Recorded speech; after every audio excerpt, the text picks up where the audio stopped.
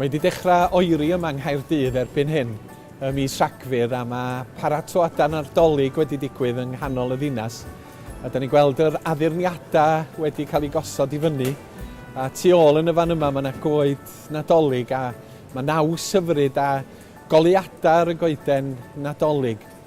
A mae hynny'n addas mewn ffordd yn dydy'n ganol tywyllwch y gaeaf, bod pobl yn gosod goleuadau yn eu tai ar goeden Nadolig, yn cynnig canwyll, ac ar yr unfed ar hugian o Rhagfyr mae'r dydd Byra. Ac yna ar y 5 ar hugian da ni'n dathlu dydd Nadolig. A mae yna ystyr symbolaidd i'r goleuadau hefyd, oherwydd yn bod ni'n cofio fod Iesu Grist wedi dod i'r byd fel goleuni'r byd. Mae'r goleuni'n llewyrchu yn y tywyllwch, medda Efengil Ioan, a dydy'r tywyllwch ddim wedi drechu fo.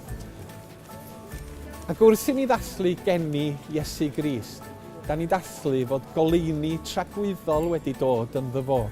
Fod Duw wedi dod i'r byd mewn baban bach mwyn delio a trechu y tywyllwch sydd yna ni ac sydd o'n cwmpas ni. Mae'r Iesu'n gwneud hyn yn byw bywyd perffaith ar yn rhan ni, yn marw ar y groes dros yn pechoda ni, yn cymryd cosb yn pechoda ni arno fo ei hun.